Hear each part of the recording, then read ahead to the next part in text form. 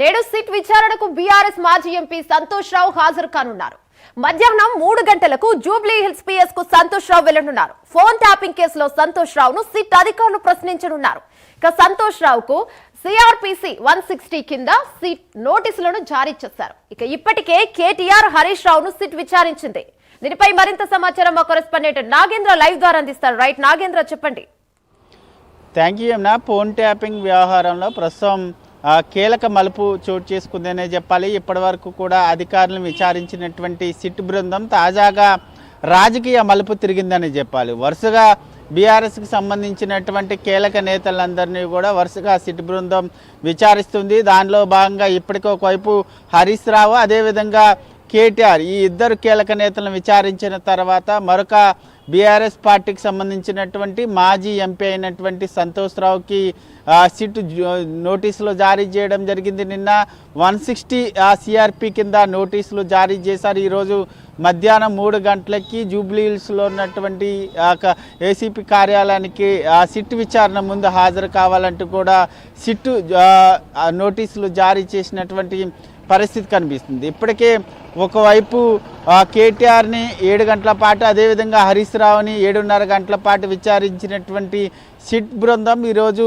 కీలకమైనటువంటి సంతోష్ రావుని మధ్యాహ్నం 3 గంటలకి విచారణకు పిలిపించినటువంటి పరిస్థితి ఉంది. ముఖ్యంగా ఇప్పటి వరకు కూడా సిట్ విచారించినటువంటి అధికారులు కానీ, రాజకీయ నాయకులు కానీ ముఖ్యంగా ఉదయం 11 గంటలకే సిట్టు విచారణకు హాజరు కావాలంటూ కూడా వారందరినీ కూడా 11 గంటలకే సిట్టు విచారించినటువంటి పరిస్థితి ఉంది. కానీ సంతోష్ రావును మాత్రం ఈరోజు మధ్యాహ్నం 3 గంటలకి విచారణకు హాజరు కావాలంటూ కూడా ఆదేశించినటువంటి పరిస్థితి కనిపిస్తుంది. ముఖ్యంగా ఈ సిట్టు ఫోన్ ట్యాపింగ్కి సంబంధించినటువంటి అంశంలో ఒకవైపు ఇప్పటికే రాధాకిషన్ కానీ, ప్రభాకర్ రావు కానీ ఇతర కీలక అధికారులందరినీ కూడా విచారించినటువంటి పరిస్థితి ఉంది. ముఖ్యంగా నిన్న మొన్న కూడా ముఖ్యంగా హరీష్ రావుతో పాటు కేటీఆర్ని విచారించినటువంటి సమయంలో ప్రధాన నిందితుడిగా ఆరోపణలు ఎదుర్కొంటున్నటువంటి రాధాకిషన్ను కూడా అదే సమయంలో ఇద్దరిని కూడా ఒకే సమయంలో కేటీఆర్ని, అదేవిధంగా రాధాకిషన్ ఒకే సమయంలో విచారించినటువంటి పరిస్థితి. ఈరోజు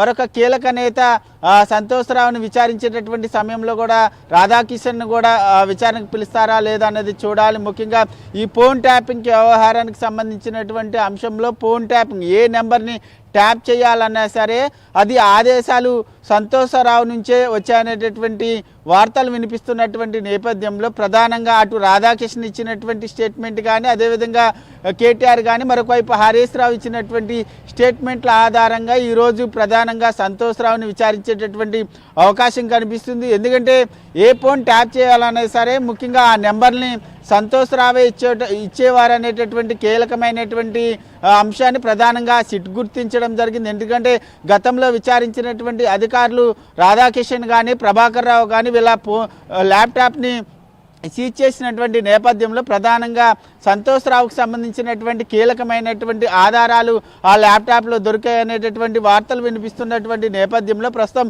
ఈరోజు జరిగేటటువంటి సిట్ విచారణకు సంబంధించి సంతోష్ రావుని విచారించేందుకు సిపి సజ్జనార్కు సంబంధించి సజ్జనార్ నేతృత్వంలో జరుగుతున్నటువంటి ఈ బృందం ఇప్పటికే ఒక ప్రశ్నలకు సంబంధించినటువంటి ఒక ప్రణాళికను కూడా సిద్ధం చేసింది.